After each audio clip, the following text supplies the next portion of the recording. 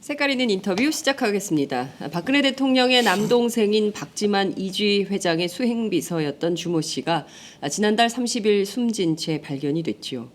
끊임없는 타살 의혹이 제기가 되니까 경찰은 주모 씨의 행적 조사를 계속하는 한편 독극물 반응 등 정밀 검사 결과가 나올 때까지 계속 수사한다는 방침을 밝혀둔 상황입니다.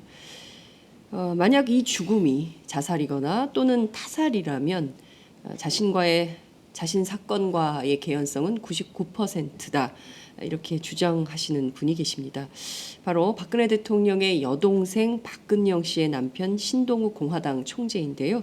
오늘은 신 총재님을 모시고 지난 시기 벌어졌던 의문의 죽음들에 대해서 함께 실마리를 찾아보는 시간을 마련했습니다. 총재님 어서 오세요. 안녕하세요. 네, 저희 팟짱에는 처음 출연이십니다. 네, 초청해 주셔서 감사합니다. 네, 지난번에 파파이스 때는 보니까 인사를 굉장히 인상적으로 하셔서 청중들에게 박수를 많이 받으셨는데요. 저희 방송에도 지금 전 세계 이 눈앞에는 안 보이지만 전 세계 200개국 그리고 전국에서 함께 시청하시는 분들이 굉장히 많이 있습니다. 우선 연대의 인사 한 말씀 부탁드릴게요. 사실 오늘 집에서 출발하면서 도착 시간이 10시 15분에 내비가 찍혔어요. 아 그래요? 그래서 제가 15분 넣는다고 메시지를 넣었는데 네. 55분까지는 반드시 도착해야 된다. 네. 그래서 제가 우주의 기운으로 정확하게 시간을 맞췄습니다. 아마 대한민국의 우주의 기운을 네. 박근혜 대통령께서 저에게 주신 것 같습니다. 그렇군요. 아니 우주의 기운이 박 대통령뿐만 아니라 전 국민에게 골고루 퍼지고 있다. 좋은 거네요. 오늘 제가 이 방송을 통해서 우주의 기운을 네. 대한민국 모든 국민들께 새 선물로 나눠드리겠습니다. 알겠습니다. 기대해 보도록 하겠습니다. 저희가 어제 SBS 그것이 알고 싶다의 배정훈 PD 인터뷰를 했습니다. 그러니까 박근혜 대통령 오촌 조카 살인 사건 관련된 내용을 좀 다뤘는데요. 배 PD가 신 총재님 걱정을 엄청 하시더라고요. 상당히 불안해하고 있다. 어느 정도세요?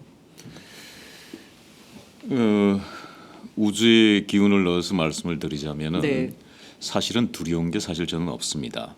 왜냐하면은 중국에서 제가 2007년 7월달 사고가 났을 때 네.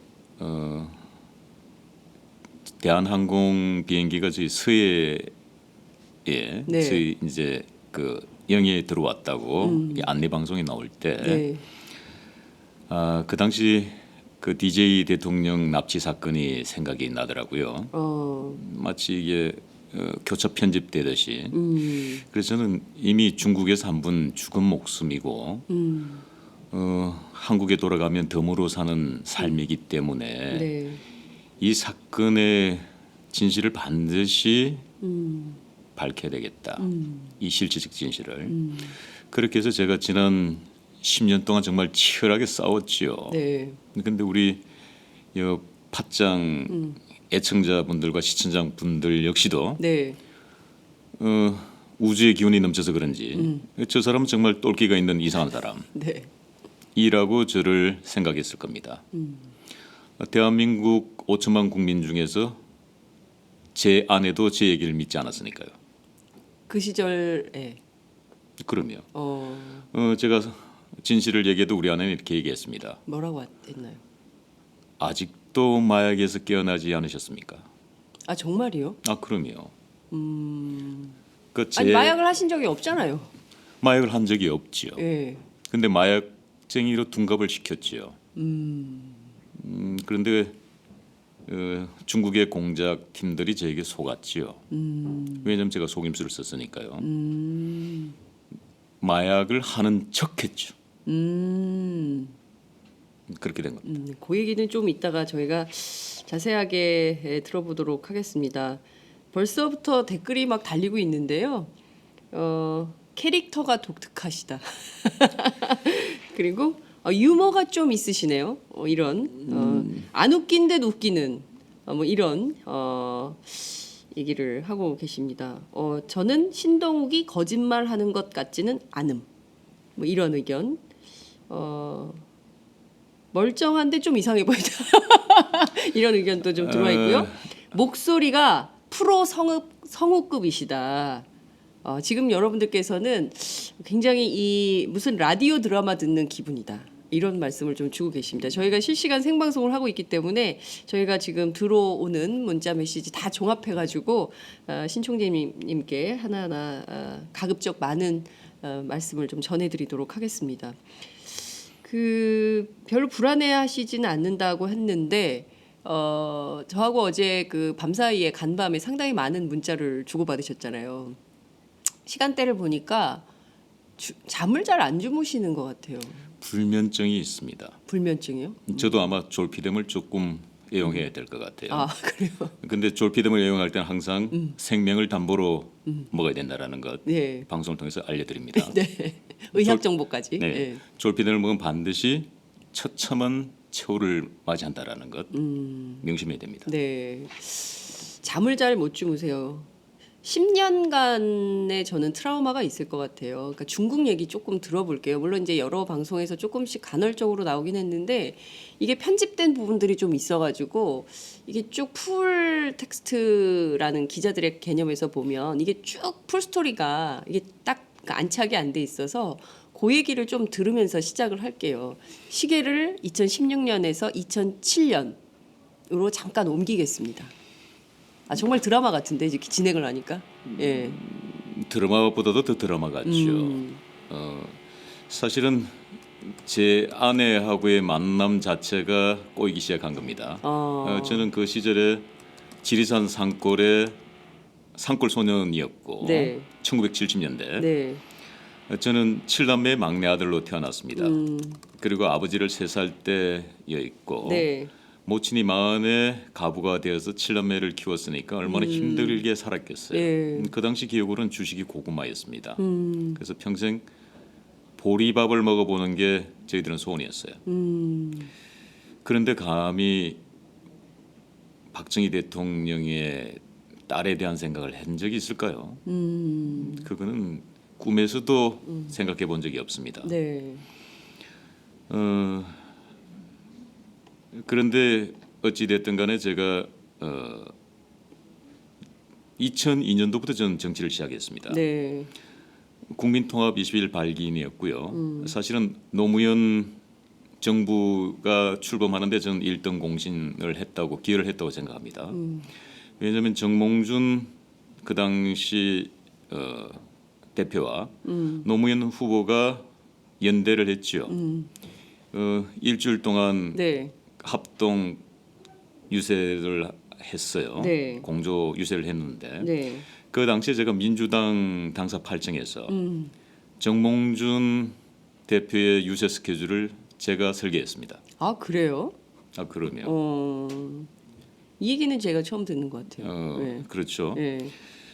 근데 그 당시에 제가 보니까 정치를 하려 그러면 교수라는 타이틀이 굉장히 중요하다고 느꼈어요. 그때 정치하실 처음에 입문했을 네, 그렇죠. 때. 예. 그래서 사실은 교수가 된 겁니다. 정치를 하려고. 그렇죠. 그런데 제 성격이 어떤 사람이냐면은 그 당시는 석사학위를 가지고 있었습니다. 네. 석사학위를 가지고 교수 임용에 지원한다는 것은 참 어려운 일이었습니다. 그렇죠. 박사들이 넘쳐나는데. 특히 해외 박사도 넘쳐나죠. 그렇지만 나는 어딘지 모르게 우주의 기운을 받아서 그런지 네. 늘 자신감에 차 있었습니다. 네. 할 수 있다. 할 수 있다. 물론 제가 석사학위를 벤처 경영을 해서 그런지 모릅니다. 벤처는 1%의 확률을 가지고 도전하는 거니까요.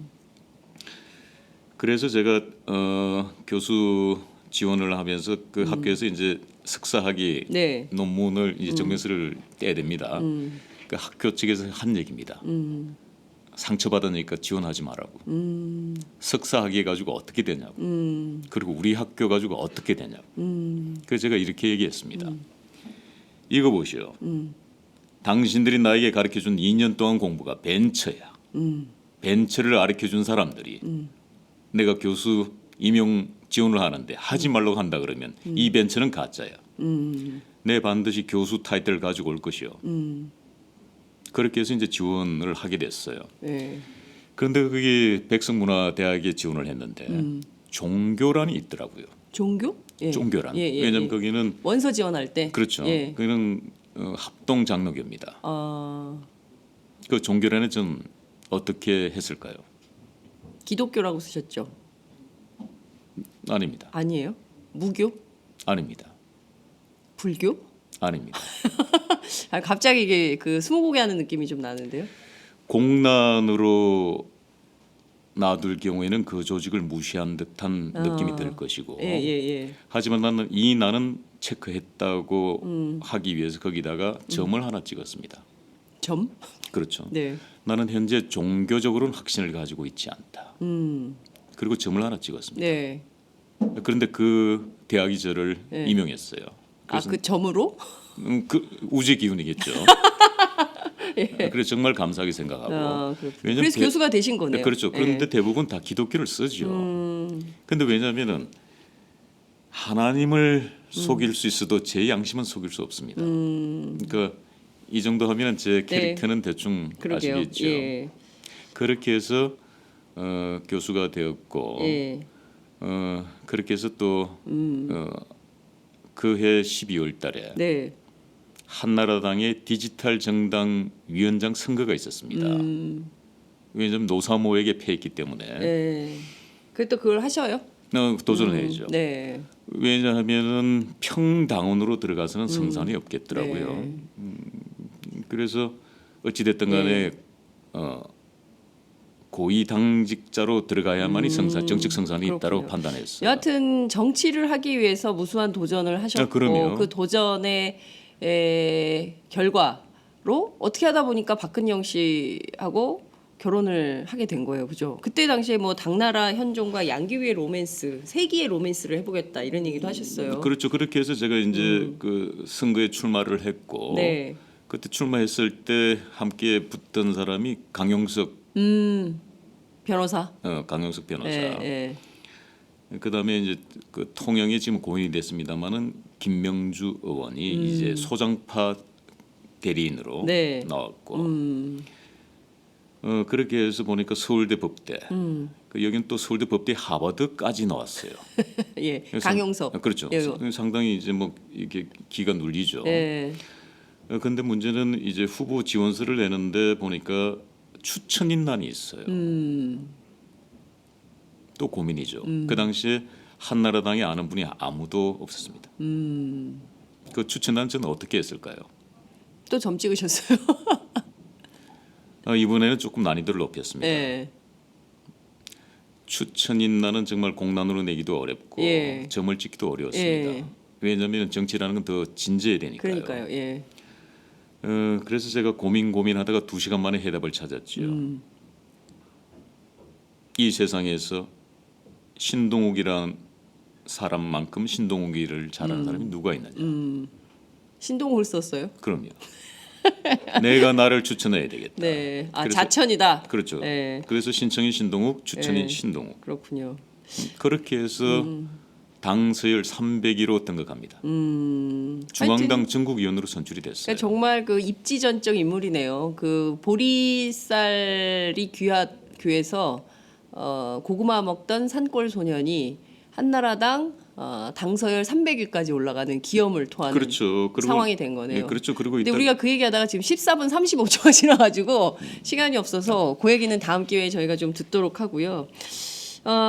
중요한 건 이제 2007년 당시 얘기를 좀 해야 될 것 같아요. 그 중국에서 벌어졌던 사건, 그 사건을 좀 압축적으로 우선 얘기하면서 들어갈게요. 그렇죠. 예. 이제 그러니까 아내의 만남이 예. 곧 예, 불행의 시작이다. 불행의 시작이었죠. 예, 예. 왜냐하면은 이제 정말 있을 수 없는 만남이 이루어진 겁니다. 그런데 정확하게 이 방송을 통해서 말씀을 드리자면은 네. 제가 저희 아내를 어떻게 알았겠습니까?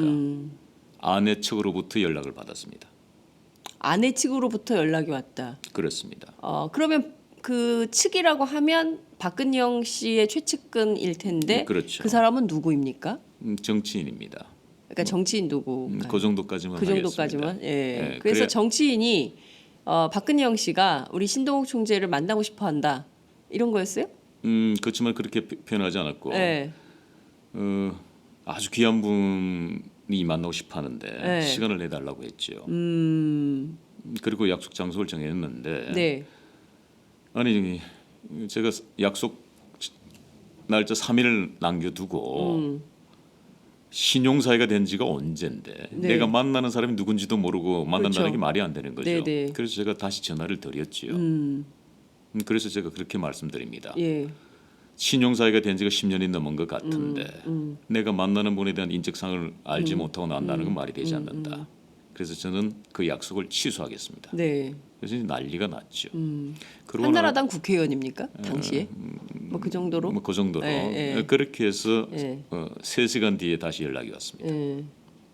그리고 제 아내 신분을 예. 말씀해 주셨고 저는 이게 마치 만우절인 줄 알았어요. 만우절? 예, 있을 수 없는 일이니까. 예. 그렇게 해서 만난 건데 네. 그게 이제 저에게는 정말 고통이었죠. 그러다가 나서 저희가 2007년 2월 4일 날 관악산에서 산상 약혼식을 하죠. 그렇죠. 예. 이제 이 약혼식이 드디어 이제 본격적으로 이제 제 운명을 틀어놓습니다. 그러고 나서 2007년 4월 중순경에 네. 지금은 고인입니다만은 박용철 씨가 짱구파 10여 명을 데리고 들어오지요. 유경재단으로. 예. 그 당시 제가 감사실장으로 있었습니다. 네. 그때 제가 첫 번째 폭행을 당했고요. 2007년 4월에 그게 첫 만남이었어요. 짱구파 10명, 10여 명과 함께 들어온 지금은 고인이 된 그 오촌 박용철 씨. 그렇죠. 그 짱구파 보스도 지금은 고인이 됐죠. 그러니까요. 라면 먹다가 천식으로 숨진 그 짱구파 황 보스. 씨. 그렇죠. 예. 자, 그러면 박용철 씨하고 첫 만남 친척인데 저는 폭행으로부터 폭행으로- 폭행 당함으로부터 시작됐죠. 이유가 뭐였습니까? 박지만 회장의 그 당시 비서실장이었던 정용희 씨로부터 받은 정보에 의하면 네. 교수님은 사기꾼이라고 받았다. 그런데 만나 뵈니까 사기꾼이 아닙니다라고 얘기했죠. 그렇게 해서 그날 밤에 다시 두 번째 만남을 가졌죠. 그때 언론에 따르면 그 박용철 씨가 왜 고소를 안 하십니까? 제가 고소를 해야 될 이유가 없지요. 오해를 한 거니까. 오해를 한 거니까. 사람은 누구나 오해할지도 있지 않습니까? 아니 근데 이제 그 오해했다고 해서 그냥 들이닥쳐서 때리는데 그거를 다 맞고 그냥 그거를 고소를 한다 그러면은 네 그 사내의 자격이 없는 거 아닙니까? 사내의 자격이 없다. 아니 남자가 그 몇 대 맞았다고 네. 경찰에 고소를 하고 신고를 한다 그러면은 그 난 정치인의 자격이 없다고 봅니다. 그렇군요. 대인배? 대인배 기질이 있어서 그런 거예요? 부정하지는 않겠습니다. 알겠습니다. 그 산상 약혼식 때 그 언론에 알려진 바에 따르면 박근영 씨가 14만 원짜리 반지를 직접 사가지고 와가지고 끼워줬다. 그건 잘못 알려진 거고 그래요? 반지를 같이 구하러 갔죠. 기억으로는 피카디리 극장 옆에 있는 네. 도로가에 있는 두 번째 가게였고 예. 사실 반지 가격은 15만 원이었습니다. 15만 원, 14만 원이 아니라 15만 원. 15만 원인데 우리 아내가 예. 사장님 만 원만 빼주세요. 저희들은 돈이 없어요. 그렇게 해서 14만 원에 구입한 겁니다. 그렇군요. 만 원을 사장님이 깎아주셔서 14만 원에 종각 피카디리 극장 옆에 두 번째 두 가게에서 번째 가게. 사셨다.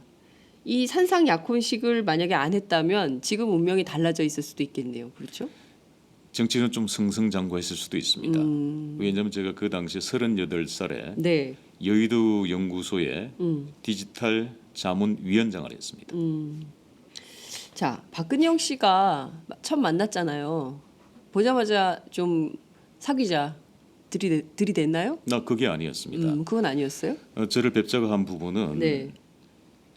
이 보수 정당 한나라당에 네. 혜성같이 나타난 사람이라고 얘기를 들었다. 말 그대로 혜성같이 나타난 사람이죠. 네. 그런데 유경재단의 이 복잡한 어떤 사건 사고들 이 부분을 좀 도와줄 수 없겠냐고 저에게 자문을 구한 겁니다. 그렇게 해서 자문위원을 위촉했습니다. 그때 사실은 처음으로 집에 가서 네. 유경재단을 검색해봤습니다. 아, 그리고 박근영 씨를 검색해봤습니다. 예. 실제로 검색을 해보니까 감사 뭔가 좀 도와줄 여지가 있겠다 이런 판단이 드셨던 거예요. 아니죠. 그건 아닙니까? 이곳에 가면 정치적으로는 사형 선고다. 그 정도 판단 능력이 제가 없겠습니까?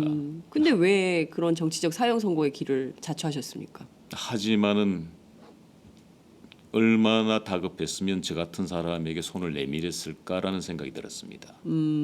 그렇다면 외면할 것이냐, 아니면은 목숨을 걸 것이냐, 후자 쪽을 선택했습니다. 왜냐하면 정치를 한다라는 게 결국은 약자 편에 서서 네. 힘든 사람을 위해서 일을 하겠다는 게 정치인들이 해야 될 기본 덕목이라고 생각합니다.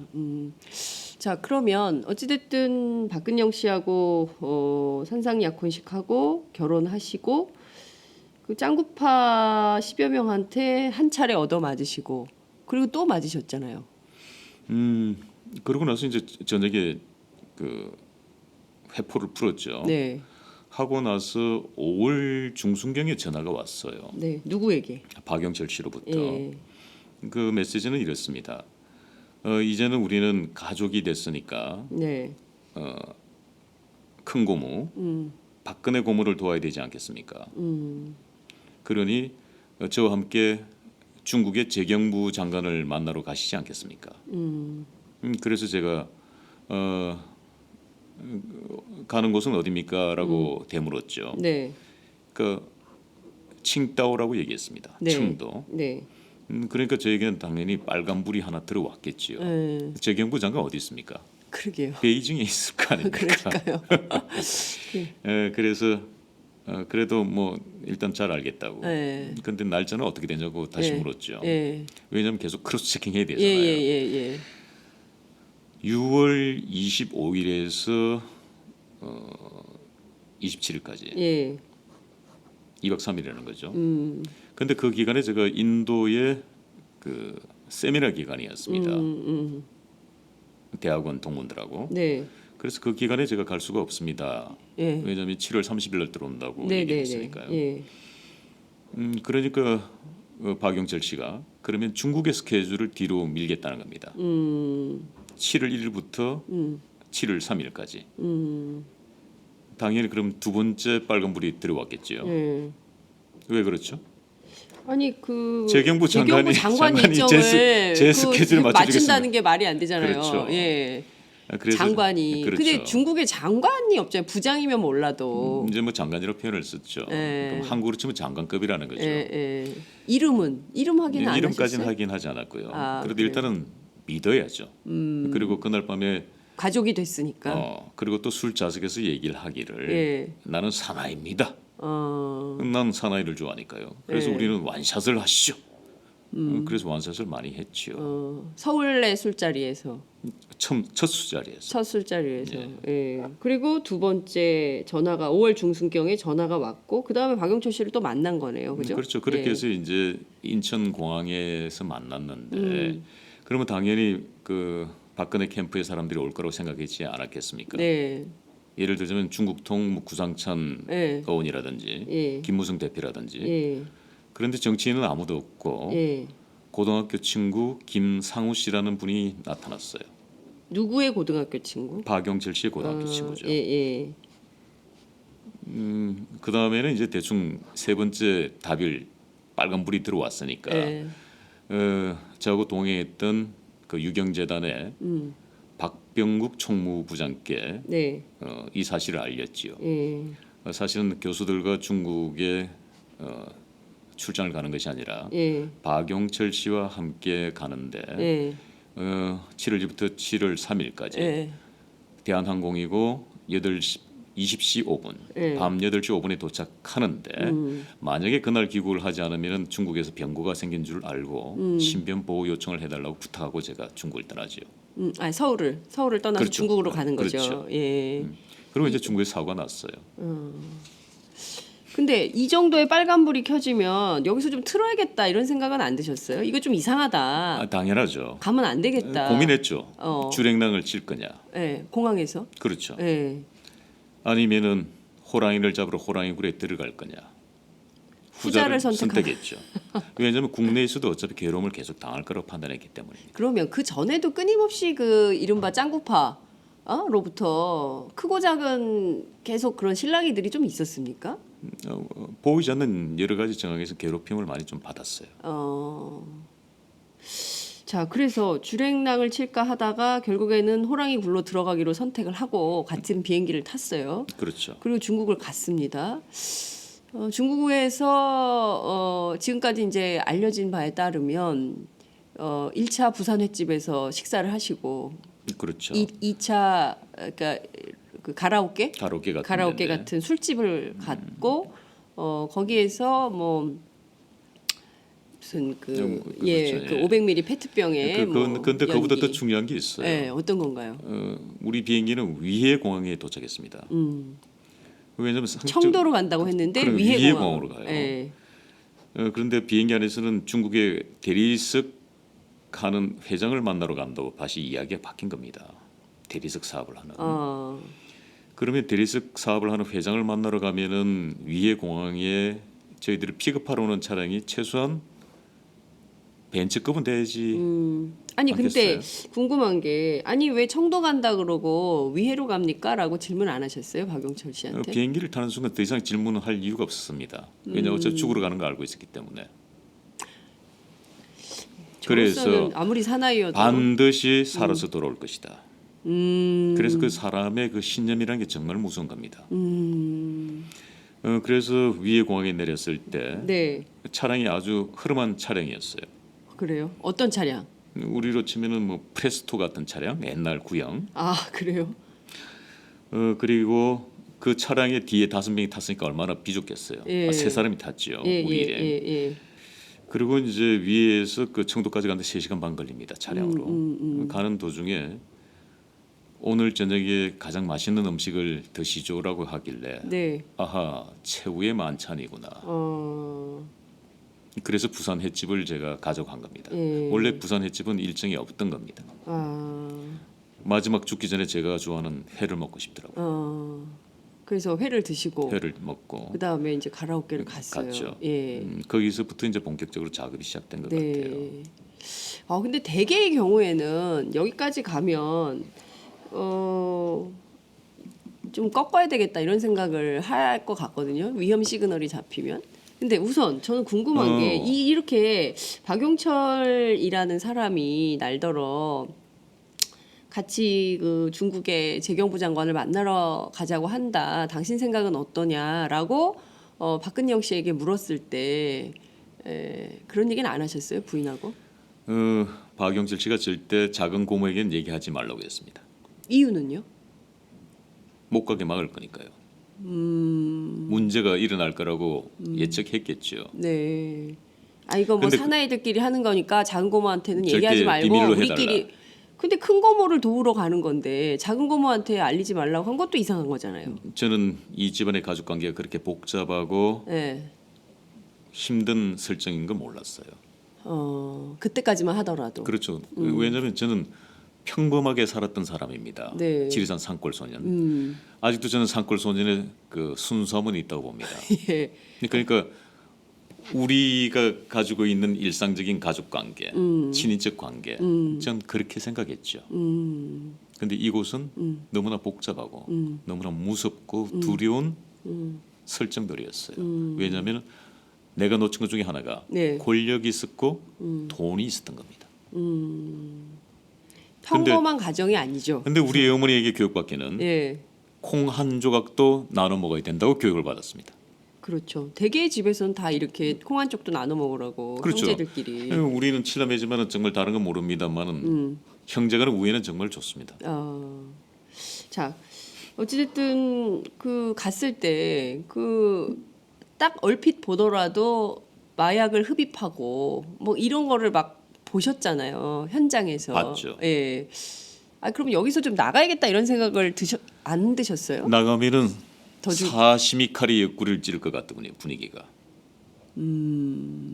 그러니까 속여야 된다고 판단했습니다.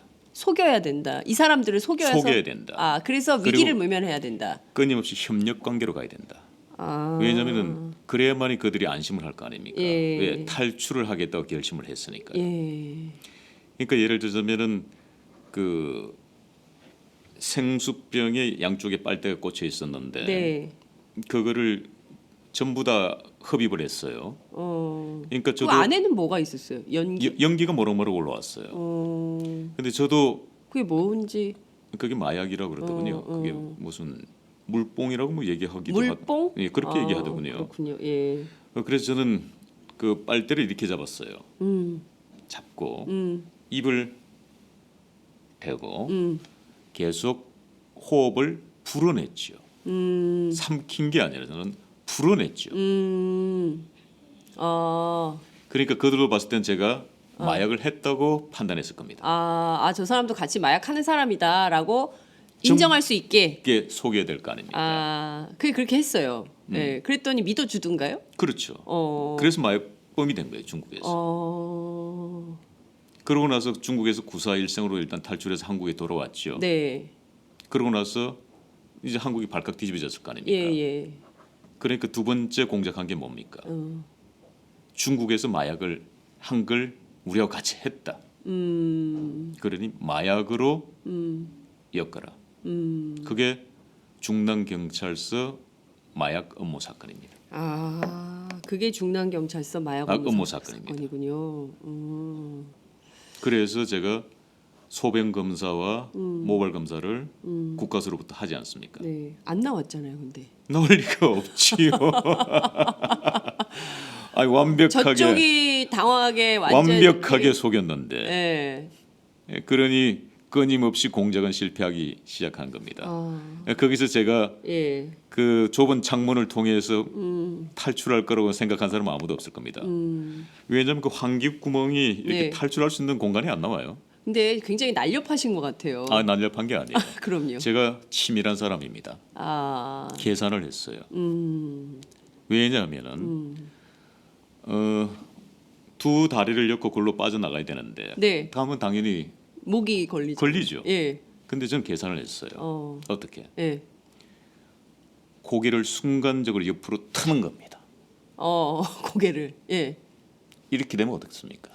쑥 내려갈 수 있겠죠. 바로 그거죠. 예. 그러니까 종이 한 장 차이로 빠져나간 겁니다. 그 실패했으면 어떻게 되는 겁니까? 실패했으면 거기서 죽었겠죠. 우주의 기운이 여전히 저를 보고 있어요. 우주의 기운이 오늘만 통하는 게 아니라 그 당시도 통했어요. 그때도 통했던 거라고 볼 수 있겠네요. 그럼요. 예.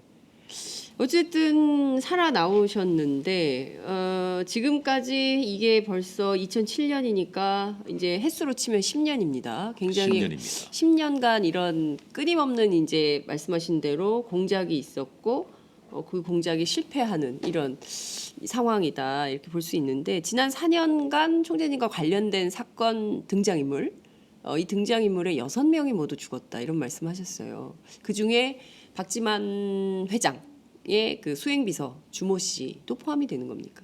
포함됐죠. 그 등장인물 얘기 좀 해볼게요. 6명이 누구누구죠? 일단 실명만 거론을 좀 해볼까요? 박용철, 박용수. 예. 그분들과는 술자석을 자주 했고요. 그러니까 내가 누구보다 박용수의 관계는 아마 인척 중엔 제가 아마 제일 많이 알지 않을까. 예. 그러니까 그 박용수 씨는 아주 섬세한 분이고 그 여성스럽고 제가 봤을 땐 파리라도 한 마리 파리도 제대로 죽일 수 있을까라는 그런 느낌. 그러니까 박용철 씨를 살해할 수 없어요. 그렇군요. 하여튼 그러면 지금 박용수, 박용철, 그 다음에 황모 씨 라면 먹다가 돌아가신 그렇죠. 짱구파 보스. 그 황선홍 씨는 박용철 씨의 오른팔이지만은 그림자 무사입니다. 그림자 무사. 박용철 씨가 있는 곳은 항상 그 황선홍 씨가 등장합니다. 그리고 그 당시 30대 중반이었기 때문에 네. 운동을 해서 체격도 아주 좋고 천식이라는 건 그건 네. 얘기가 될 수 없어요. 그러니까 이분의 죽음도 의문이 있다. 저는 이렇게 생각합니다. 박영철 씨가 생전에 저에게 했던 얘기 중에 네. 물론 저희들이 그 녹취록을 가지고 있습니다만 박용철의 녹취록을 갖고 있다고요? 그럼요. 고모부 전 쉽게 당하지 않습니다. 저도 준비를 많이 해놨습니다. 예. 이런 표현을 많이 썼습니다. 예. 자 그렇다면은 그 황선웅이 오른팔인데 오른팔에게 많은 정보를 남겨놓지 않았을까요? 우리가 가진 상식은 네. 난 그랬을 것 같은데요. 황선웅 씨는 너무나 많은 정보를 가지고 있었을 겁니다. 그리고 황선웅 씨는 돈과 예. 시간을 시간을 박용철 씨에게 줄을 댄 겁니다. 그런데 본인의 동아줄이 어느 날 싸늘한 죽음으로 등장했습니다. 그 이후에 1년 가까이는 거의 술독에 절여 있지 않았을까요? 그리고 술에 취해서는 당연히 그 사건 죽음에 대해서 얘기를 하겠죠. 그건 난 익히 난 인지상정이다. 상식적인 이야기로 생각합니다. 내가 가지고 있는 이 폭탄을 터뜨려 버릴까? 라고 나는 분명히 했을 거라고 봐져요. 그렇다면 누군가는 두려웠겠죠. 그 폭탄이 터졌을 때 오는 파장. 거기에 대해서 한 번쯤은 우리는 의심할 필요가 있다라고 저는 보는 겁니다. 네. 주모 씨, 박지만 회장의 주모 씨도 알던 분이죠. 아는 정도가 아니고 네. 제 사건 속에 늘 등장하는 인물이죠. 제가 6.27 폭력 강탈 사건이 2007년 11월 28일 날 오후 2시에 일어납니다. 예. 그리고 2007년 11월 29일 그 다음 날이죠. 예. 그 다음 날 아침 9시에 예. 청담동 박지만 회장 예. 집 앞에서 예. 10여 명의 괴한들에게 납치당합니다. 그리고 감금돼서 많은 폭행을 당하죠. 그 현장에 주나경 씨도 있었습니다. 주나경 씨. 주나경 씨 예. 지금 고인이 됐지요. 예. 그리고 나서 주나경 씨는 유경재단이 접수가 됐지요. 접수가 되고 난 다음에 이지의 비서실장을 했던 정용희 씨 네. 그리고 주나경 씨 그리고 지금 민주당의 종천 의원실에 비서관으로 가 있는 전인식 씨. 전희식 씨. 예. 예. 이 사람들이- 보좌관? 전희식 보좌관 얘기하시는 그렇죠. 거예요? 이 사람들이 유경재단에 취업을 하죠. 이지의 직원들이 갑자기 유경재단에 다 취직을 하죠. 예. 뭐 그렇게 해서 아는 사람들이죠. 그러니까 중요한 인물들이고. 네. 그래서 그런데 이제 제가 2007년 7월 5일 날 이제 구사일생으로 한국에 들어오잖아요. 네. 그렇게 해서 지금 강남 세브란스 병원 응급실 들어갔을 때 예. 유경재단 직원 중에 그 오우재라는 분이 계셨는데 이분이 갑자기 응급실로 와서는 저에게 폭행을 하려고 그랬죠. 응급실에서요? 그렇죠. 내가 들어오는데 그래서 제가 자초지종을 물었지요. 예, 왜 그러냐고. 왜 그러냐고. 예. 그래서 그분으로부터 사실 확인서를 받았습니다. 그 사실 확인서의 내용은 주나경 씨로부터 연락을 받았다. 그렇게 해서 청담동 리베라 호텔 커피숍에서 주나경 씨를 만나서 중국에 관한 이야기를 들었다. 그런데 그 이야기가 전부 다 왜곡되어 있는 이야기들입니다. 그래서 화가 나서 내가 당신을 폭행하려고 했다. 뭐 이런 내용이에요. 그래서 그거를 근거로 제가 주나경 씨와 통화를 하죠. 예. 그래서 그 당시 제가 영남대 법대 출신이라는 걸 처음 알았습니다. 영남대 법대를 졸업했다 그랬고 예. 그리고 이걸 어떻게 알게 됐느냐고 하니까 아침에 어떤 기관원이 그 이지로 찾아와서 이 이야기를 전해줬다. 그 기관은 누구냐? 알 수 없다. 그래서 제가 그렇게 허위사실을 유포해서는 곤란하지 않느냐. 예. 법을 전공하신 분이 바르게 말씀을 해주시지 않다면 저는 사법 처리할 수도 예, 예. 있다라고 말씀을 했죠. 그럼 알아서 하시라고. 그렇게 해서 그걸 근거로 주나경 씨가 정인으로 또 채택이 됩니다. 이 사건에. 예, 그래서 예. 정인으로 나와서 예. 법정에 나오지요. 어, 뭐 그런 인연들입니다. 그렇군요. 그 이를테면은 이 주 씨의 경우에는 그 박지만 회장 이지 그 또는 유경재단 입장에서 이제 일종의 신동욱 총재 재판의 반론을 주장하기 위해서 나오는 증인들이었던 그렇죠. 지금 뭐 거였죠? 그렇죠. 고인이 됐습니다만은 네. 사실은 많은 부분이 위정되어 있는 건 사실입니다. 위증이 돼 있다. 예, 거짓말로 증언한 건 사실이고요. 네. 뭐 잠깐 전인식 씨 얘기가 나왔으니까 전인식 씨도 어차피 정치하는 분이 됐고 이제 네.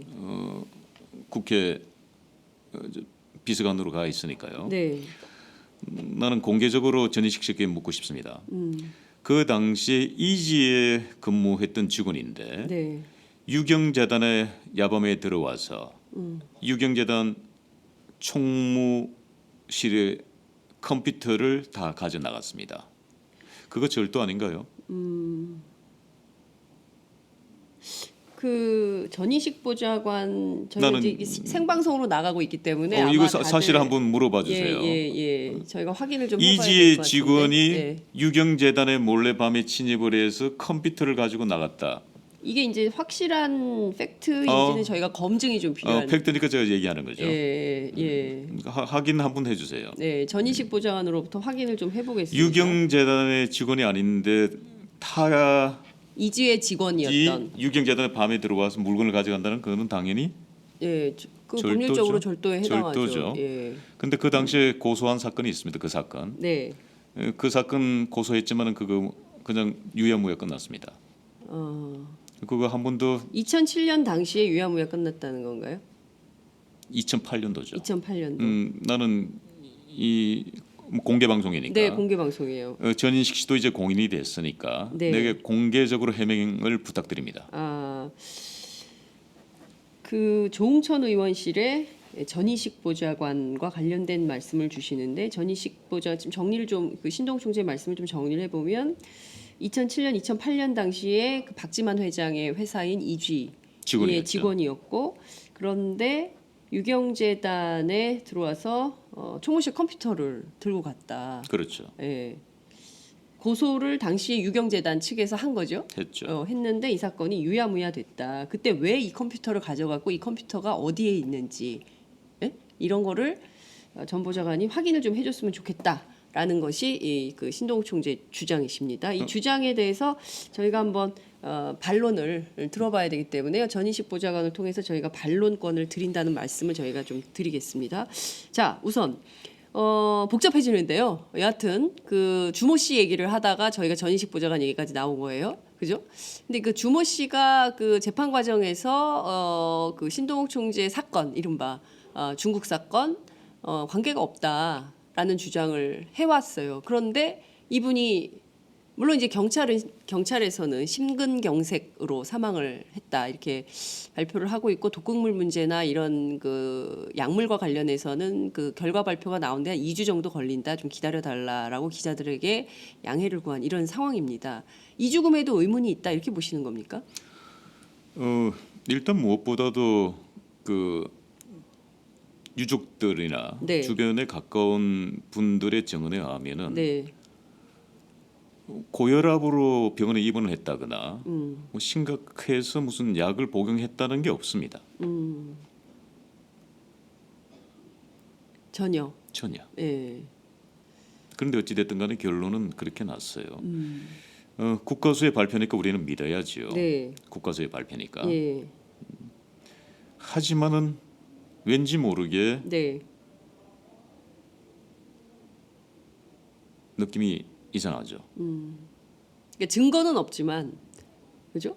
왜냐하면 지금까지 경찰에서 발표했던 내용들이 네. 또 그동안에 제가 경험했던 바에 의하면은 내 주변에서 일어났던 이야기들은 너무나 많이 왜곡되어 있고 틀어져 있었기 때문이죠. 저는 국가수의 그 발표가 사실이기를 바랄 뿐입니다. 네. 자, 주모 씨 빈소도 다녀오셨습니까? 가지 못했습니다. 가려고 그 방문 계획을 알렸는데 네. 유족 측에서 반대를 했죠. 반대 이유는요? 제가 그 SNS에 올린 글들에 대해서 네. 뭐 불쾌감을 드러냈다고 합니다. 그런데 그 바쁜 와중에 슬픔에 젖어 되실 분들이 제 SNS의 글을 읽을 시간이 있었는지 모르겠습니다. 그게 정확한 유족의 뜻인지도 확인은 된 건가요? 확인된 겁니다. 아, 그건 확인이 된 거고요. 알겠습니다. 그것이 알고 싶다 방영이 된 이후에 고향집에 정체불명의 남자 2명이 찾아왔다라는 내용을 SNS에 올리셨어요. 그분들은 좀 확인이 됐습니까? 어떤 신원인지? 확인되지 않았죠. 근데 그날이 토요일입니다. 토요일. 예. 토요일 날 경찰들이 뭐 우리 집에 와야 될 이유가 없을 것 같아요. 상식적으로. 네. 그리고 경찰이라면 대한민국 경찰이면 당당하게 신분증을 보여줘야죠.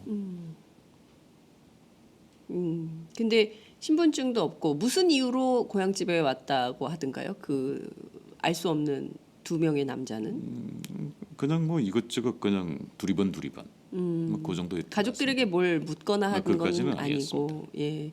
그러니까 지금 신동욱 총재를 비롯한 가족들도 뭔가 좀 이렇게 이런 것만 있으면 왜 우리가 이제 자라보고 놀란 가슴 소뚜껑 보고 놀란다고, 그러니까 작은 것들도 예민하게 체크를 할 수밖에 없는, 왜냐하면 10년 전에 그 사건이 엄청난 트라우마가 있기 때문에 충분히 그 예민하게 동향을 파악할 수밖에 없겠다 이런 생각이 좀 들기도 합니다. 그럴 수밖에 없는 게 박용철 씨가 죽기 전에 저에게 이런 얘기를 합니다. 제가 탑골공원에서 막걸리를 많이 하잖아요. 예.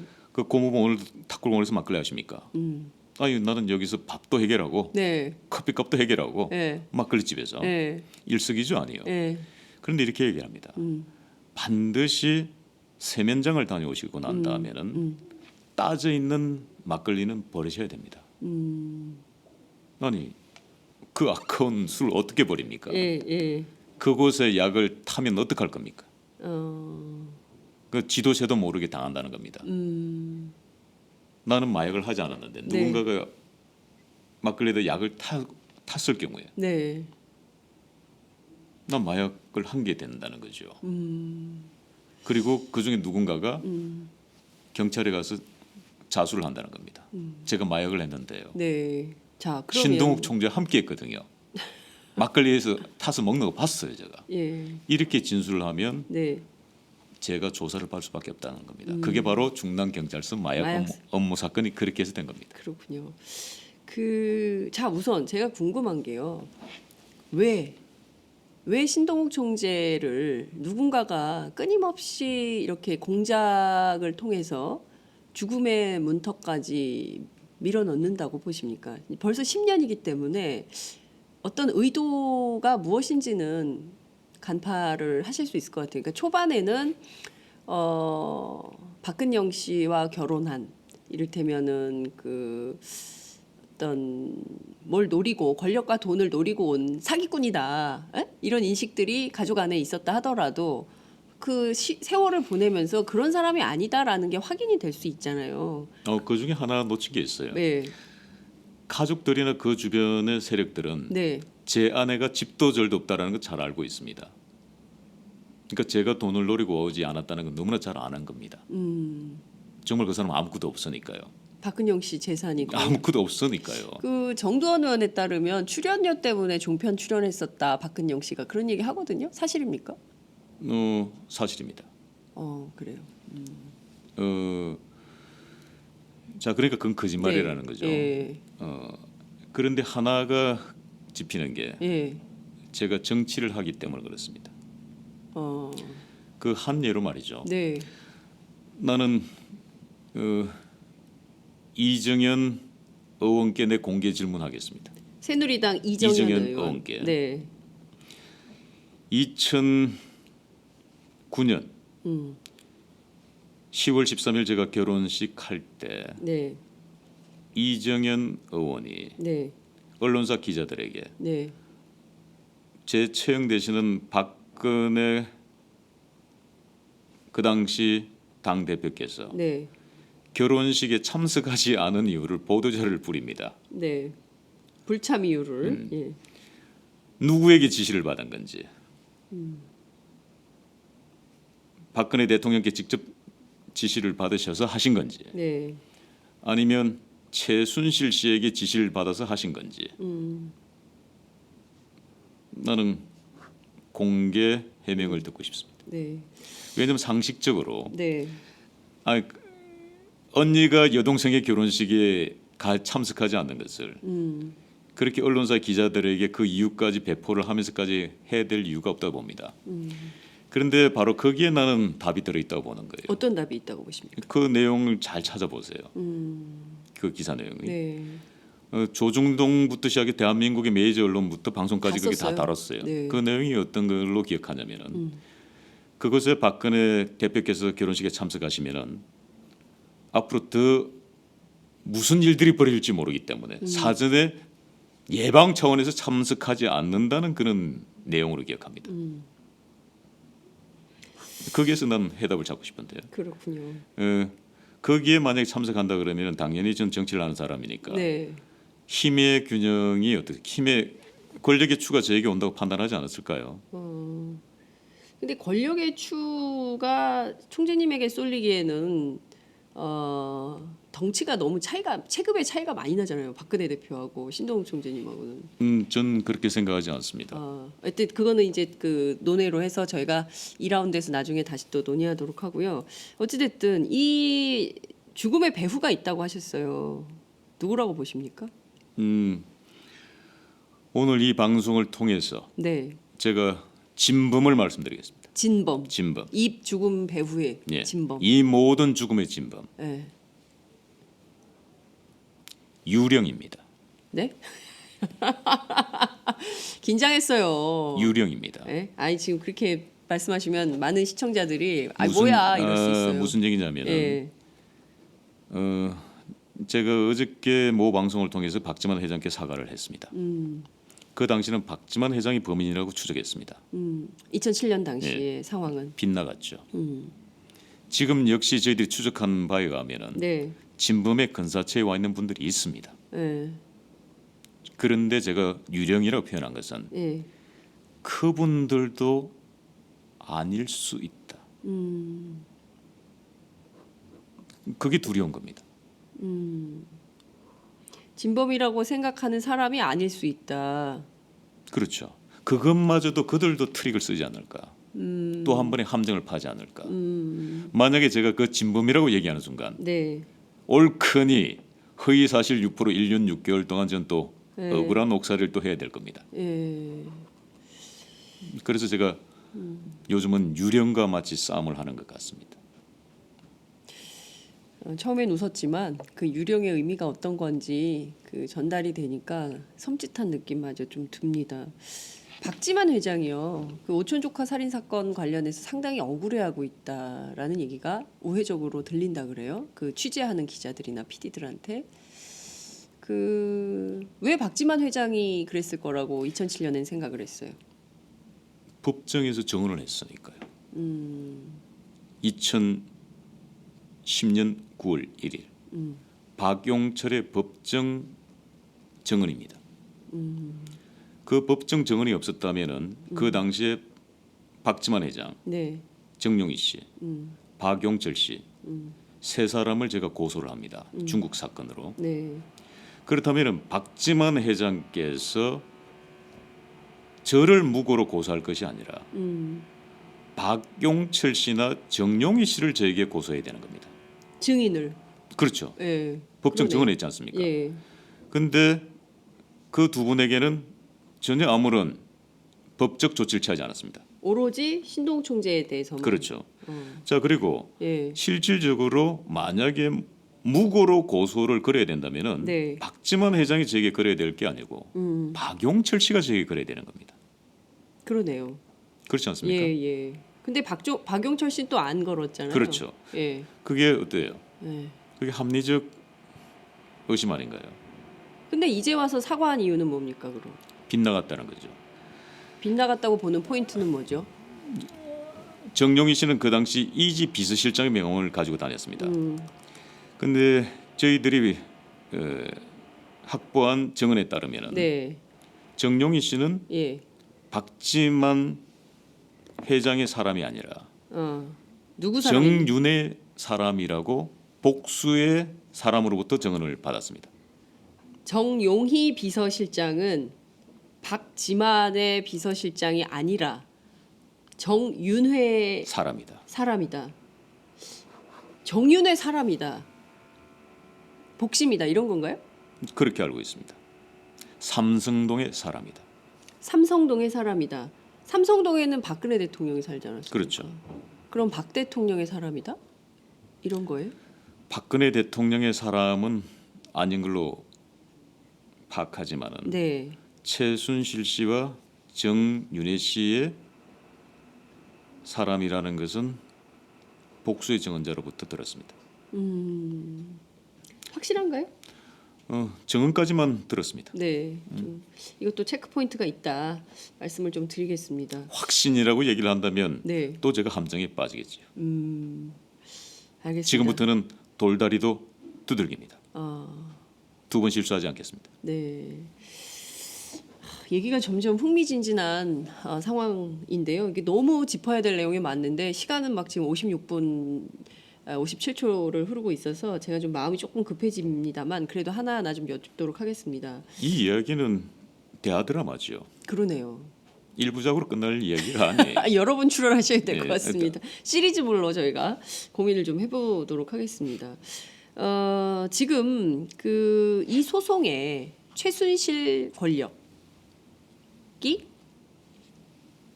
그러니까 그 신총재님 사건에 최순실 권력이 개입해 있다 이렇게 또 보십니까?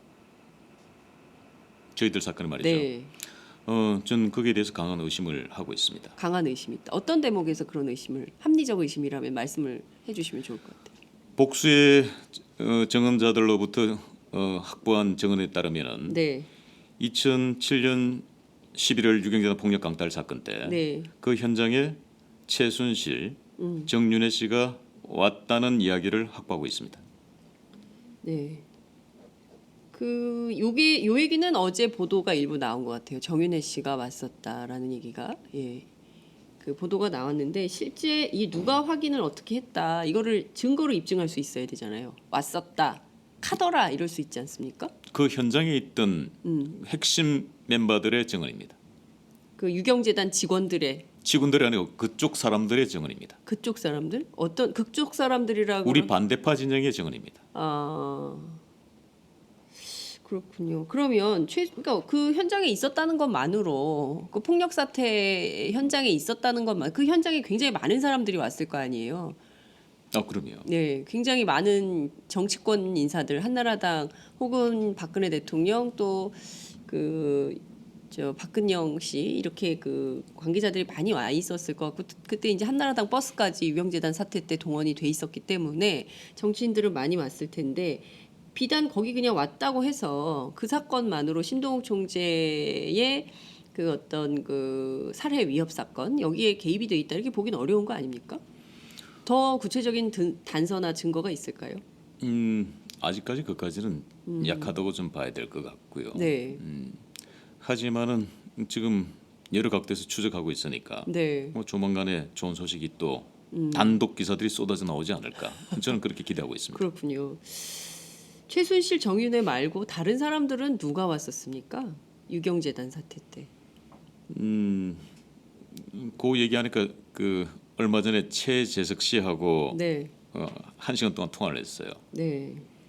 최재석 씨는 최태민 씨의 아들이죠. 네, 그 최재석 씨에게 제가 유경재단의 최태민 일가가 개입하지 않았냐고 제가 여쭤봤죠. 네, 그런데 이렇게 말씀하셨습니다. 최 씨, 최 씨. 임 씨, 서 씨, 장 씨 성을 가진 사람들은 전부 다 인척으로 보면 됩니다라고 하더군요. 좀 어려워요. 그러니까 그 당시에 들어왔던 사람들 예. 그 명단에 예, 최 씨, 예, 장 씨, 예, 서 씨, 예. 임 씨 성을 가진 사람들은 예. 다 인척으로 보면 됩니다라고 얘기하더군요. 그 그럼- 임 씨성은 네. 임선희 씨와 연관이 있겠죠. 네, 임선희 씨가 그 최태민 씨의 5번째 부인이죠. 부인이고 그 다음에 최 씨는 최태민과 최순실 씨와 관계가 있겠죠. 네. 그 당시에 그다음에 예. 장 씨는 예. 장 씨는 최순득 씨 남편 최순실 씨 남편이 장석칠 씨입니다. 장석칠. 예. 그분과 관련이 있겠죠. 그다음에 서 씨는 그 득. 최순천 씨 최순천의 남편. 남편 서동범 씨의 인척으로 보면 될 것 같습니다. 그 임 씨와 관련해서 임순희 씨 말고 당시 그 한센인들을 동원하고 했던 그 장본인이 있지 않습니까? 임두성 씨죠. 임두성 씨가 한나라당 2번 비례대표 2번이 받았죠. 되잖아요. 그 임두성 씨와 임순희 씨와의 관계도 있나요? 인척이라는 증언까지 나온 게 있습니다. 인척 어떤 인척이요? 근데 그까지는 확인이 안 되고. 확인은 안 됩니다. 예. 그건 확인해 볼 필요가 있습니다. 확인해 볼 필요가 있고 지금 말씀하신 내용을 다 들어보면 최 씨 일가가 유경재단 사태 때도 상당히 개입을 했다고 볼 수 있을 만한 정황 증거가 있다. 이 특검이 좀 수사를 좀 해봐야 되겠다는 생각은 안 드세요? 제 판단은 이 사건은 특검이 파헤쳐도 과연 어디까지 파헤칠 수 있을까? 시간이 없기 때문에. 시간의 문제가 아니고. 그럼요. 왜냐면은 진범이 유령이니까요. 어디까지를 파헤칠 수 있을까라고 걱정이 되고요. 네. 일반 경찰에서 재수사로서는 어렵다고 저는 봅니다. 네. 근데 지금 특검에서는 오촌 조카 살인 사건도 들여다보고 있고 그리고 이른바 최태민 씨 일가, 그러니까 최 씨 일가의 그 재산 형성 과정도 전반적으로 다 들여다보고 있다. 그리고 이제 독일 비대 지금 이제 문제가 되고 있는 재단뿐만 아니라 차명 계좌를 통해서 관리해 왔던 재산의 내용, 재산 총액이 얼마인지 그 문제도 특검이 들여다보고 있다라는 얘기가 나오고 있긴 합니다. 그래서 관련돼서 혹시 특검 쪽에서 뭐 진술해 달라고 요청받거나 그런 적은 없으세요? 출석해 달라는 아직까지는 연락을 받지 못했고요. 네. 조만간에 연락이 올 것 같은 그런 느낌은 많이 듭니다. 그래요. 그 박근영 씨 부인 박근영 씨하고 박지만 회장이 1990년 노태우 대통령에게 편지를 썼잖아요. 그래서 우리 언니를 최태민으로부터 좀 구해달라라는 편지를 쓴 것으로 알려져 있는데 이 사건과 관련해서도 좀 말씀을 좀 전해 들으신 게 있습니까? 부인으로부터? 전에 들은 그 당시에 그 오마이뉴스만 그걸 기사화됐었죠. 썼죠. 예. 그런데 아내는 그 내용에 대해서는 네. 본인이 듣고 경험한 이야기들은 진솔한 자필 기록이기 때문에 네. 본인은 그렇게 믿고 있다고 말씀하셨습니다. 그렇군요. 그 제일 심각한 문제가 뭐라고 판단했다는 겁니까? 부인께서는. 그러니까 뭐 이제 재산 관리의 문제, 뭐 종교의 문제, 뭐 여러 가지 문제들이 있는데 이를테면은 그 정두원 의원에 따르면 두 분 최태민 씨와 박근혜 대통령과의 그 사이가 이른바 이제 조순재 녹취 파일에 따르면 뭐 19금이다 뭐 이런 주장을 했거든요. 정두원 의원 같은 경우에는. 그러니까 뭐 수많은 문제들이 있는데 그 중에서 제일 심각한 문제는 뭐라고 보셨을까요? 부인께서는. 우리 언니가 어떤 문제를 제일 심각하게 갖고 있다고 봤을까요? 그 정두원 씨가 얘기했던 쪽의 이야기는 다릅니다. 다른가요? 네, 사실과 다르다는 겁니까? 사실과 다르다는 겁니다. 어떤 면에서 사실과 다른가요? 우리 아내가 지금까지 지켜본 언니의 인품이나 네. 인성이나 그런 걸로 봤을 때는 전혀 아니라는 겁니다. 뭐가 아니라는 건가요? 정두원 씨가 얘기했던 뭐 그런 이야기들 19금 이런 건 아니다. 아니라는 겁니다. 그럼 어떤 점이 문제가 된다고 본 건가요? 왜 그래서 최태민하고 떼어달라고 얘기를 했던 걸까요? 최태민 가족들이 끊임없이 언니를 속이고 있다라는 겁니다. 최태민 가족이 언니를 속이고 있다라는 겁니다. 그래서 박근혜 정부가 들어섰을 때도 네. 그 부분을 걱정했던 겁니다. 어, 그런데 그게 현실화됐죠. 예. 그러면 박근혜 대통령이 이른바 최태민 또 최순실로부터 속아서 오늘날 이런 일이 벌어졌다? 그렇죠. 근데 그렇게 보기에는 지금 뭐 여러 언론을 통해서 그리고 검찰의 조사를 통해서 박근혜 대통령이 직접 개입한 정황들이 굉장히 많이 나오는데요. 특히 이제 삼성 뇌물과 관련된 문제들도 직접 지시한 내용, 그리고 또 안종범 전 수석이 그 노트, 그리고 고 김영한 비서관, 수석의 비망록 뭐 이런 것들을 보면 대통령의 지시나 이런 것들이 확인이 되고 있잖아요. 우리 시청자들께 또 네. 애청자들께 제가 이 말씀 꼭 드리고 싶습니다. 네, 제가 그 지방과 인연이 된 지가 벌써 어느덧 10년이라는 세월이 흘렀는데 그분들의 삶이 우리 평범한 집의 어떤 가족들의 삶하고는 제가 경험한 바에 하면은 너무 많은 확연한 차이가 있습니다. 그 말로 설명하기가 어려운. 돈과 권력 때문에 벌어지는. 뭐 그런 쪽의 이야기가 아니라 네, 그 자라온 환경이라는 게 굉장히 중요하잖아요. 네, 그렇죠. 그러니까 그분들의 자라온 환경은 특수한 환경에서 자란 건 사실이지 않습니까? 그렇습니다. 예, 그러니까 그 특수한 환경에서 보고 느낀 것, 네, 그게 우리 같은 평범한 일반인들의 사고하고는 분명히 괴리감이 있더라는 겁니다. 그건 제 아내도 마찬가지고요. 그러니까 그런 측면에서 본다 그러면은 저는 개인적으로는 조금 이해를 하는 편입니다. 얘기를 많이 듣다 보니까. 아니 이야기를 듣는 게 아니라 같이 생활하는 사람 아닙니까? 그렇지만은 일반인들 네. 우리가 말하는 국민들의 관점도 저는 또 충분히 이해를 한다라는 거죠. 그렇군요. 근데 어찌됐든 뭐 그와 별개로 이 사건은 특검에서 수사 중에 있기 때문에 관련된 내용들이 전부 확인이 될 거라고 보고요. 이제 궁금한 것 중에 하나가 안민석 더불어민주당 의원이 정유라 씨 있지 않습니까? 지금 이제 그 덴마크 저 구금 시설에 구금돼 있는데 정유라 씨가 최순실 씨와 박근혜 대통령의 영린이다. 그러니까 정유라가 귀국을 하면 최순실 씨나 박근혜 대통령이 여러 가지 범죄 사실에 대해서 자백할 가능성이 높다라는 얘기를 좀 했어요.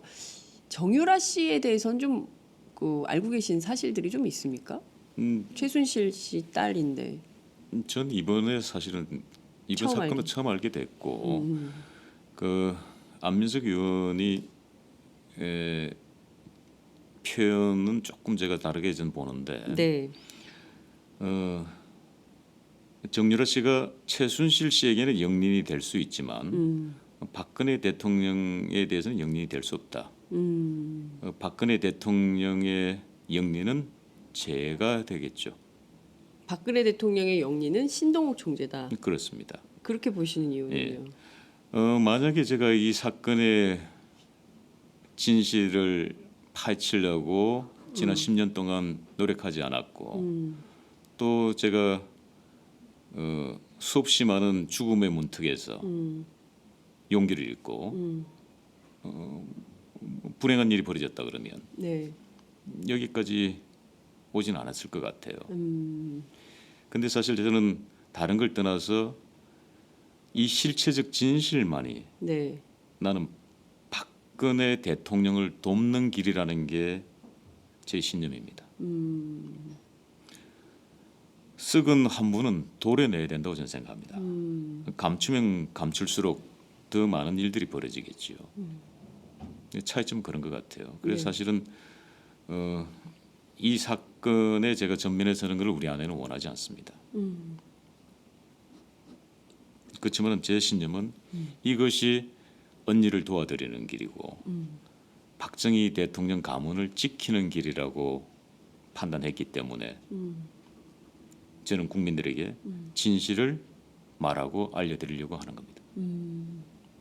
지금 이렇게 지난 10년간 죽음의 문턱까지 갔지만 그래도 이 사건의 끈을 놓지 않는 이유는 어찌됐든 그것이 박근혜 대통령을 지키는 것이고 이른바 박정희 가문을 지키는 일이다라고 그렇죠. 생각하기 때문이다.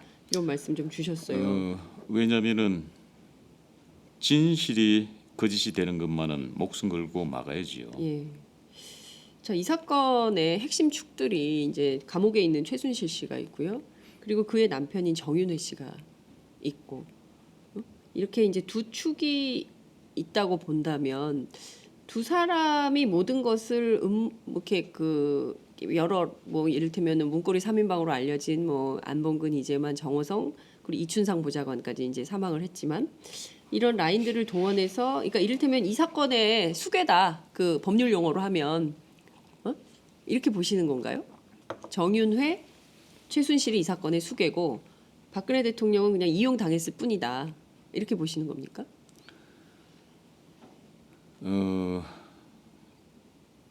저희들이 충분히 그럴 만한 개연성은 있지만은 확정할 수는 없습니다. 개연성은 있습니다. 개연성은 있다. 알겠습니다. 말씀이 길어지면 왠지 이게 허위 사실 유포에 대해서 늘 신경 써야 됩니다. 늘 신경 쓰고 명예훼손의 여지가 그럼요. 있는 것에 대해서는 말씀을 굉장히 이제 아끼려고 하시는데요. 그분들이 저에게 교훈을 줬죠. 1년 6개월 동안 복사리를 시켰지 않습니까? 예. 아니 그 얘기 꼭 하고 싶으셨던 것 같아요. 저한테 이제 그 문자를 주신 대목인데 이제 최순실 씨가 이제 지금 징역살이를 하고 있는데 징역에서 뭐 원래 그 재소자들에게는 생수 한 병만 마실 수 있는데 최순실 씨의 경우에는 뭐 여러 병을 사고 그리고 또 하루에 영치금이 뭐 45,000원인데 그거의 금액에 상관없이 쓰는 것 같아서 이제 같이 있던 재소자 한 분이 그 문제 제기를 방송사에 했다가 오히려 다른 데로 이감이 됐다 이제 이런 보도가 나왔는데 그 구치소 생활 얘기를 꼭 하시고 싶으셨다고 했어요. 나는 달랐다. 그 옥중옥이라고 처음 들어보셨을 겁니다. 구치소 내에 또 다른 감옥이 있는 겁니다. 있죠. 그 무슨 옛날에 그 양심수들이 많이 갔던. 아니 그런 게 아닙니다. 예. 제가 바로 그런 케이스라는 거죠. 그 이상덕 전 의원은 네. 특별 면회만 1년 동안에 102회를 했다고 그럽니다. 저는 1년 6개월 동안 네. 특별 면회를 단 한 차례도 한 적이 없습니다. 신청하지 않았을까요? 신청을 했는데 받아들여지지 않은 그렇죠. 거죠. 자 그리고 서울구치소에 가면은 이게 그 제 명대로 이렇게 분류가 됩니다. 네. 그러니까 마약 사범은 마약 사범끼리, 그 다음에 폭력 사범은 폭력 사범끼리, 네. 경제 사범은 경제 사범끼리, 공무원은 공무원들끼리 이렇게 분류를 합니다. 네. 그 다음에 잡범은 잡범끼리. 근데 말이죠. 네. 저는 사회면을 장식했던 네. 살인정과 그분들 방에 저를 보냈습니다. 그것도 뭔가 음모가 있다 이렇게 보시는 거고. 그분들 말씀입니다. 교수님께서는 우리 방이 아닙니다. 아, 그래요? 그분들 말씀입니다. 그래서 제가 8개월 동안 우리가 말하는 그 뺑기통이라 그런가요? 네, 예. 저 화장실. 네, 네, 예. 예. 8개월 동안 전 거기서 잡니다. 왜냐하면 그분들도 저에게 이해해 달라고 저에게 오히려 부탁을 하더군요. 아, 그 살인범들이. 예. 교수님 저희들은 언제 나갈지 모르지 않습니까? 그리고 교수님은 1년 6개월 뒤에는 나가지 않습니다. 예, 확정돼 예. 있는 거니까. 예, 예. 그래서 홍거방을 쓰셨네요. 예, 그러니까 그걸 예. 이해해 달라고. 예. 그리고 제가 접시 닦는 걸 한 8개월 이상 한 것 같아요. 그 저 감옥 안에서. 예. 어. 자, 그렇게 옥중옥 생활도 했는데 네. 그렇죠. 그리고 저는 사실은 이 방송을 통해서 방송에 처음 말씀드립니다만 네. 제가 상고를 포기했지 않습니까? 이유는 뭔가요?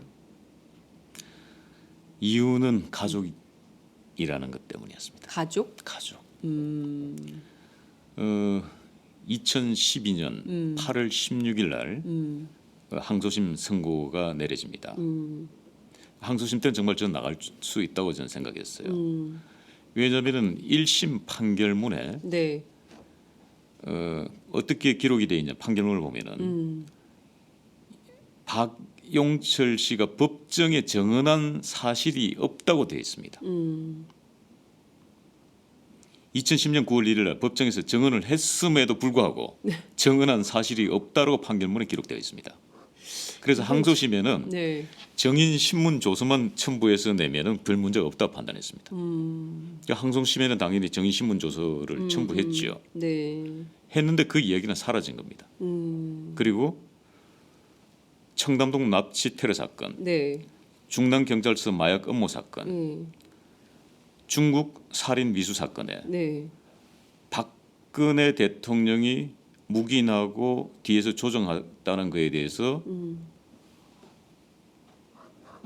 원고는 단 한 번도 소명한 사실이 없다라고 기록되어 있습니다. 아니 제가 주장한 사실이 사실이 없는데 제가 소명을 왜 합니까? 그게 항소심 판결문입니다. 그래서 예. 그 중앙지법에서 네. 그 저기 과천 네. 서울구치소까지 가는 버스 안에서 예, 호송 생각을 차량. 많이 했어요. 30분 동안에 내가 싸워서 이길 수 없다.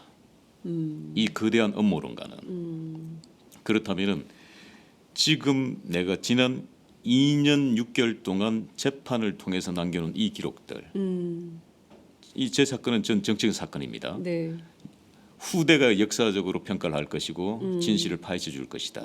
그러니 지금 이 시간 이후부터는 대선이 4개월 남았기 때문에 네. 내가 박근영 씨와 혼인 관계를 계속 유지하는 것은 네. 가족의 도리를 하는 것이 우선이다. 대선을 앞두고 있기 때문에 여기서 그렇죠. 접는 게 좋겠다. 그렇게 해서 제가 들어가서 상고를 포기하게 됩니다. 만약에 제가 상고를 했다 그러면은 조금 많이 위험했을 수도 있어요. 자, 박근영 씨하고 결혼하시고 나서 박근혜 대통령하고 같이 만나서 식사 한 끼 하신 적 있으세요? 없습니다. 박지만 회장하고는 식사 한 끼 하신 적 있으세요? 없습니다.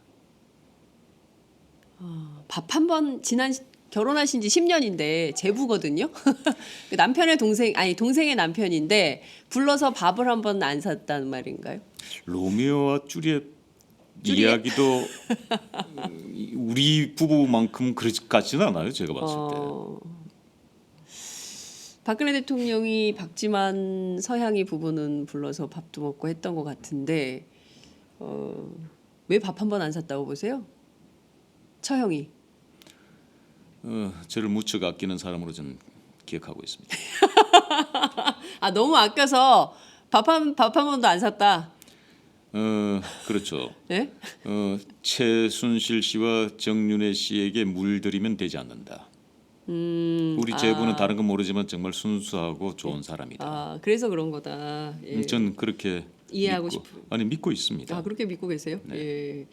박근혜 대통령께 왜 그랬는지 좀 여쭙고 싶네요. 저희가 다음에 한번 박 대통령을 만나게 되면 왜 밥을 안 사는지 여쭤보도록 하겠습니다. 근데 그 얘기 중에 하나 제가 그 상고 포기한 거 있죠. 네. 그 상고 포기하는 것 때문에 사실 또 문제가 발생합니다. 이걸 통해서 나는 네티즌 수사대에게 도움을 요청합니다. 우리가 군대에 가서 국방부로부터 제대 날짜를 명을 받으면은 그날이 곧 제대 날짜입니다. 네. 2013년 네. 1월달에 네. 법무부로부터 출소 날짜를 받습니다. 예. 그 출소 날짜는 2013년 2월 18일입니다.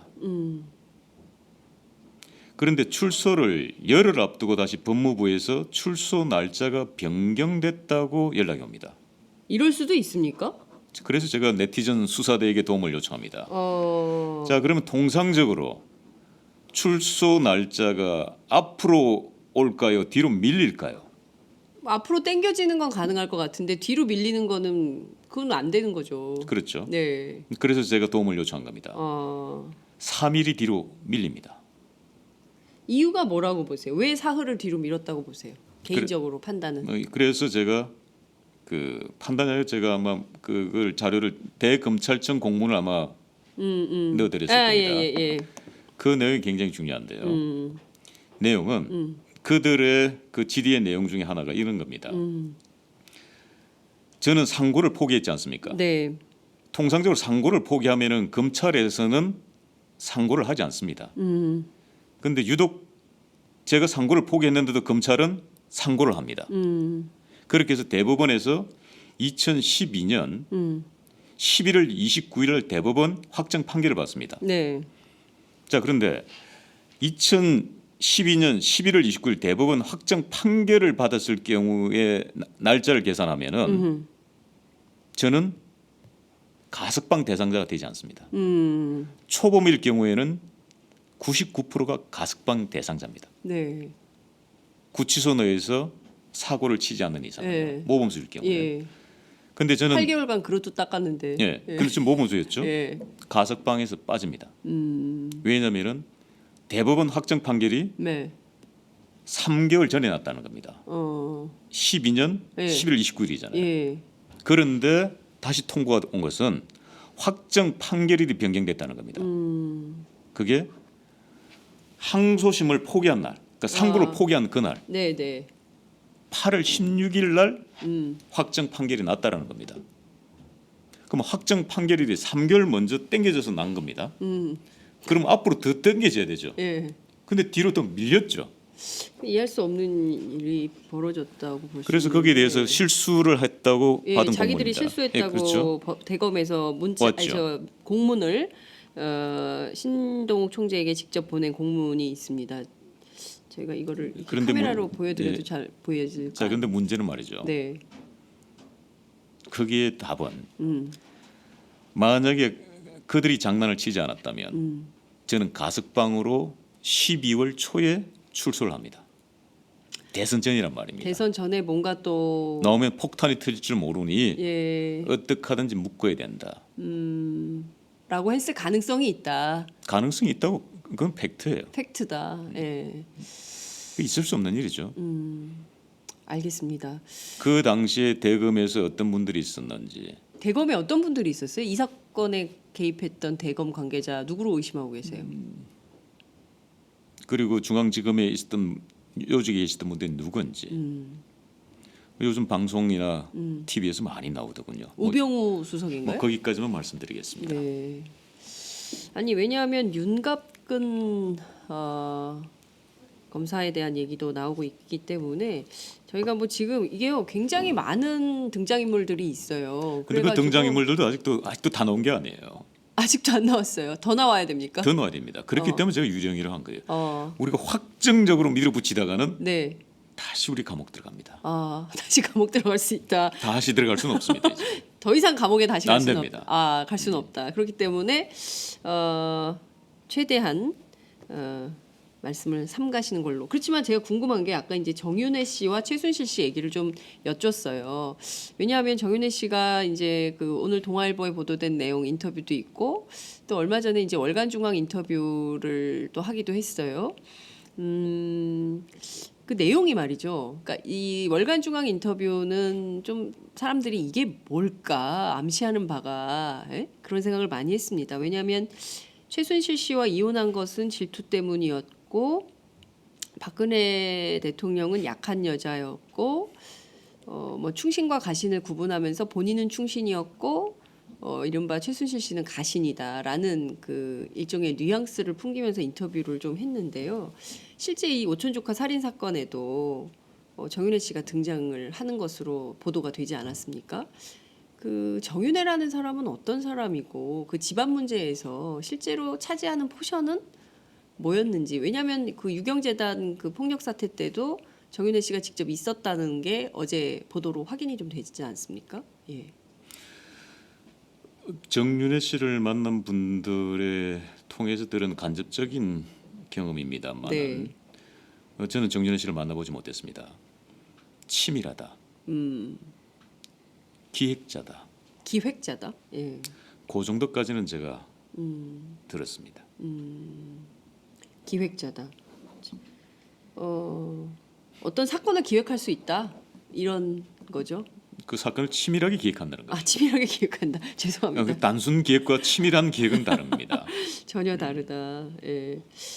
그렇군요. 참 그 어찌 보자면 저희가 아침에 그 웃으면서 할 수 없는 이야기들을 오늘 아침 쭉 들어봤습니다. 벌써 이제 박근혜 대통령 그리고 최태민 일가와 맺은 인연이 40년이 넘었고 그 40년의 적폐가 이번에 해소되지 않으면 새로운 대한민국 어렵다라는 그 촛불 민심의 주장이 있는 것도 사실입니다. 그 어찌됐든 박근영 씨와 인연을 맺어서 지난 10년간 이른바 박씨 일가들을 쭉 들여다봤을 때 보통 평범한 시선으로는 이해할 수 없는 수많은 일들이 있다라고 이제 말씀도 주셨는데요.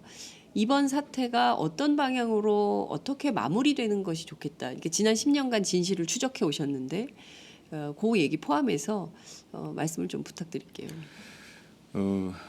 우리 국민 여러분께 제가 이렇게 말씀을 드린다 그러면은 오해할 수도 있습니다만은 그렇지만은 제가 끊임없이 박근혜 대통령과 대립각을 세웠던 사람입니다. 왜냐하면 아닌 걸 아니라고 얘기했던 사람이고 그 짓을 바로잡겠다고 싸웠던 사람이고 그렇게 해서 1년 6개월까지 옥살이까지 했고 지금은 생계가 어려워서 공사 현장까지 몰렸던 사람입니다. 굳이 제가 박근혜 대통령을 위해서 이런 마당에 그분을 감싸야 될 이유는 없다고 봅니다. 하지만은 제가 아내와 살면서 느꼈던 많은 경험들, 이 평범하지 않은 이 집안의 이야기들. 그런데 어느 순간에 그 부분은 이해를 해야겠다는 겁니다. 마치 우리가 한국 사람은 된장과 김치를 먹어야 되지요. 그게 환경 아니겠습니까? 그러니까 이분들이 자라온 환경에 대해서도 우리는 일부분 인정할 건 인정해야 되겠다는 생각을 했습니다. 그래서 저는 이번 사건을 보면서 박근혜 대통령을 난 늑대 아이에 비유를 했습니다. 늑대 아이. 늑대 아이. 한겨울의 숲속에 갓 태어난 아이 3남매가 버려져 있었습니다. 그런데 곧 그곳은 세상과 단절된 곳이었고 시간이 경과되면 갓 태어난 3남매는 얼어 죽습니다. 그런데 그 지나가던 늑대 가족들이 큰 아이만 물고 간 겁니다. 그 남아있는 두 아이는 사회적으로 매장을 당한 거예요. 그리고 40년 동안 늑대 가족이 그 아이 하나를 키웠어요. 40년이 경과된 이후에 그 아이는 어떤 행동을 보였을까요?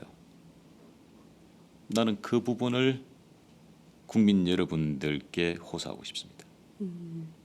불행한 겁니다. 그 아이에게 우리는 과연 돌팔매질을 할 수 있을까요? 그게 제가 내린 결론입니다. 그럴싸한 비유다. 나는 그렇게 봐요. 예. 물론 대통령께서 책임질 부분 책임을 지셔야 되겠지만 네. 그렇게 40년 동안 늑대 손에 키워진 그 아이가 인간의 흉내를 낸다 그러면은 그건 너무 무리한 거 아닌가요? 결국 그 아이는 늑대가 되는 거 아니겠어요? 그게 결론이죠. 예. 결국 그게 그 아이도 늑대가 되는 것이죠. 그렇다면은 예. 국민 여러분들은 늑대 아이를 인간의 세상으로 인간이 될 수 있게끔 비판하고 돌팔매질하기 전에 이제는 인간의 세상으로 함께 동화해서 마지막 예생을 마칠 수 있게끔 나는 도와줘야 된다고 생각을 합니다. 책임질 건 책임져야 되는 거 아닙니까? 아 그렇죠, 당연하죠. 그건. 책임질 것은 책임지고 책임진 이후에 사회로 환원됐을 때는 그때는 인간으로서 대접을 해줘야 된다. 그런 부분에 대해서는 네, 양해를 구합니다. 그게 참 가슴 아픈 가족사라고 저는 생각합니다. 네. 박근영 씨는 이렇게 그 언니 그리고 동생한테 이렇게 일종의 버림받았다. 그래서 정말 생계가 어렵다고 말씀을 많이 하시기 때문에 버림받았다. 먹고 살만하지 못하다. 뭐 이런 점에 대해서 섭섭해할 것 같아요. 뭐 언니에게 따로 전화하거나 뭐 이런 가족이라면 충분히 할 수 있는 일이잖아요. 언니 나한테 왜 이래? 나 좀 도와줘. 제 아내는 언니의 전화번호 없습니다. 언니의 전화번호가 없어요. 없습니다. 그러면 지난 청와대에서 나온 다음에 그러면 사실상 가족이라고 보기에는 어려운 채로 살았다 이렇게 볼 수도 있겠네요. 저는 생물학적으로만 가족이라고 봅니다. 생물학적으로만 가족으로 가족이다. 봅니다. 예. 정서적으로 함께 교감하거나 이런 게 없다. 근데 어릴 때 같이 컸잖아요. 청와대에서 삼남매가. 아내의 자리를 최순실 씨가 뺏어간 거죠. 아내의 자리를 최순실 씨가 뺏어갔다. 근데 이제 그 모르겠어요. 뭐 특수한 환경이라고 하니까 저는 그 굉장히 지극히 정상적인 가정에서 자랐기 때문에 언니랑 함께 지냈기 때문에 아무리 최순실 씨가 늑대가 찾아와도 내 동생들이 있으면 동생을 먼저 챙길 것 같은데 우린 사람이기 때문에 좀 이해가 안 가요. 그 점이. 늑대 아이의 40년 뒤의 모습을 상상해 보시기 바랍니다. 알겠습니다. 오늘 저희가 이 박근혜 최순실 게이트와 얽힌 지난 40년사를 특히 이제 신동욱 총재의 그 말도 안 되는 그 정말 도저히 이해할 수 없는 그 살해 위협 사건까지 포함해서 한 번에 다 말씀을 드리기는 어렵다고 생각을 합니다. 그렇지만 적어도 오늘 인터뷰를 통해서 이 사건이 어떻게 흘러왔는지는 충분히 이제 맥을 잡을 수 있었다고 보고요. 좀 분절화해서 저희가 필요하다면 좀 몇 차례 나눠서 말씀을 좀 더 듣는 그런 기회를 마련하도록 하겠습니다. 시간이 벌써 90분이나 지났는데요. 끝으로 우리 국민들께 꼭 하고 싶으신 말씀 있으시면 한 말씀 부탁드리겠습니다. 국민 여러분들께 그 받은 상처, 그런 분노, 저 역시도 마찬가지고 저 역시도 촛불 집회를 다녀왔습니다. 대통령에 대한 실망 충분히 이해합니다. 하지만은 그 가족의 구성원으로서 지켜본 바에 의하면은 국민 여러분들이 이해할 수 없는 그분들이 자라온 독특한 환경이 있더라는 겁니다. 그 부분에 대해서 조금이라도